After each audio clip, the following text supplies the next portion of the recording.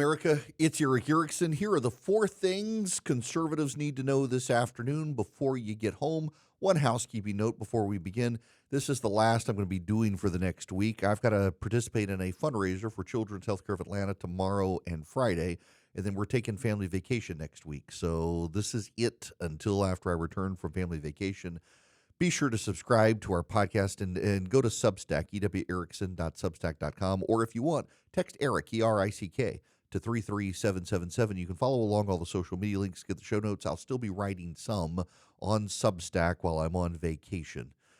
This week, the U.S. Department of Education has opened investigations into 5 major universities: the University of Louisville, University of Nebraska at Omaha, University of Miami, and University of Michigan and Western Michigan University for scholarships that allegedly give preference to illegal alien students, specifically recipients of DACA and other so-called Dreamer programs. The core allegation: these schools are excluding American-born citizens from scholarship opportunities simply because they are American citizens.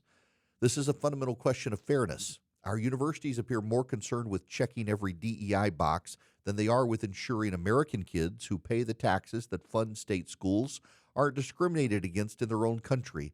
Title VI of the Civil Rights Act should guarantee equal protection, not carve-outs for non-citizens. William Jacobson, the legal watchdog who helped bring these cases forward, summed it up, quote, "Discrimination against American-born students must not be tolerated."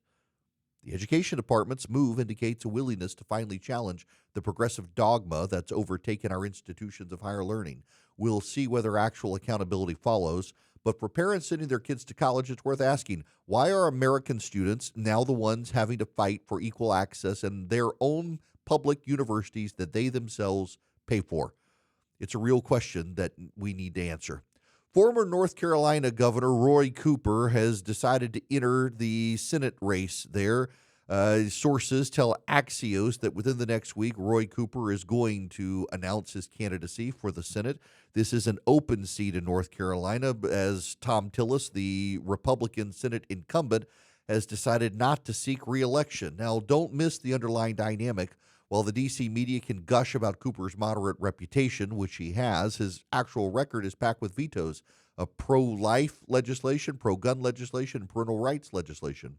North Carolina, though purple, voted for Donald Trump multiple times. The real question for conservatives: will the Republicans nominate a candidate who can draw sharp contrasts on issues like border security, education, the economy, and resisting D.C. overreach without alienating the suburban, independent-minded North Carolina voters who've been splitting their ticket a lot? Meanwhile, the spotlight is also on one potential Republican entrant, especially Laura Trump, who's reportedly mulling a run herself. North Carolina again becomes a national bellwether. The stakes couldn't be higher for the direction of the Senate and the future of conservative priorities. Republicans have got to get the right nominee in this race who's a good fit for North Carolina. Nearly 3 years after the horrific stabbing murders of 4 University of Idaho students, justice has finally been served. Brian Kohberger, who pled guilty earlier this month, was sentenced this afternoon to 4 consecutive life terms with no possibility of parole, plus 10 more years for related burglary charges. The family members of the victims, Ethan Chapin, Xana Kernodle, Madison Mogan, and Kaylee Goncalves, offered gut-wrenching statements in court.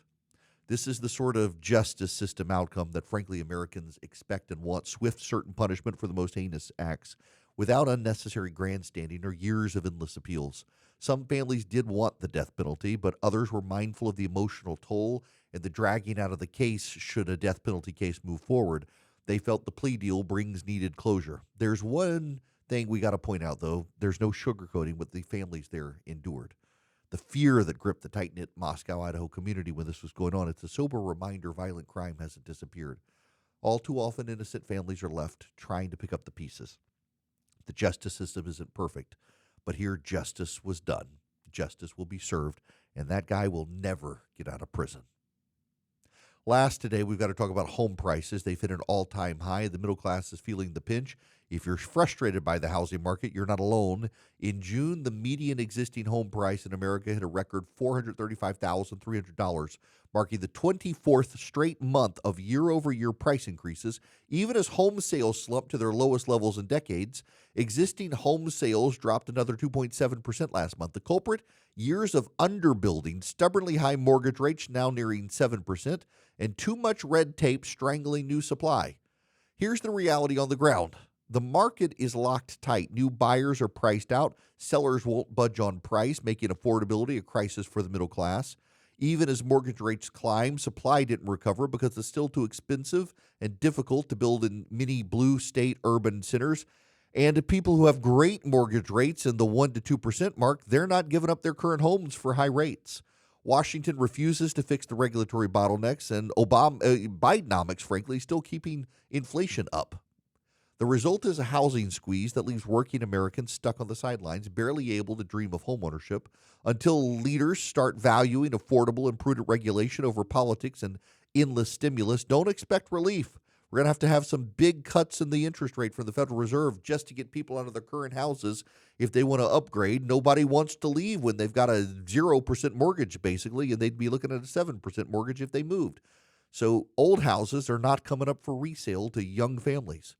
That's the 4 things you need to know this afternoon. For the full rundown, including analysis and more stories, go to erickerickson.com, subscribe to the show, check out youtube.com/EW Erickson, and text Erick, E-R-I-C-K, to 33777. Stay informed, stay engaged, and please keep the faith. Thanks for listening. I'll be back after next week.